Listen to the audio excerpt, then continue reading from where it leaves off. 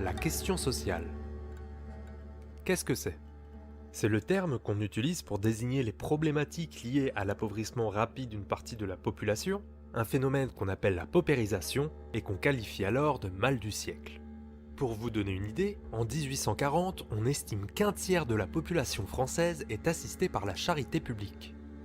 Outre le fait qu'un tiers de la population française ne parvient plus à subvenir à ses besoins, ce qui préoccupe, c'est la fracture de plus en plus nette de la société en deux classes opposées, les bourgeois d'un côté et les travailleurs de l'autre.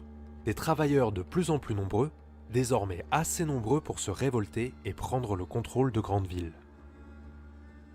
Juste après la révolte des Canuts, le journaliste conservateur Marc Gérardin décrit cette menace imminente avec des expressions choc dans le célèbre Journal des débats. Il utilise d'ailleurs un tout nouveau concept imaginé par son ami, l'historien et ministre François Guizot, la lutte des classes. La sédition de Lyon a révélé un grave secret, celui de la lutte intestine qui a lieu dans la société entre la classe qui possède et celle qui ne possède pas. Notre société commerciale et industrielle a sa plaie comme toutes les autres sociétés. Cette plaie, ce sont les ouvriers. Point de fabrique sans ouvriers, et avec une population d'ouvriers toujours croissante et nécessiteuse, point de repos pour la société.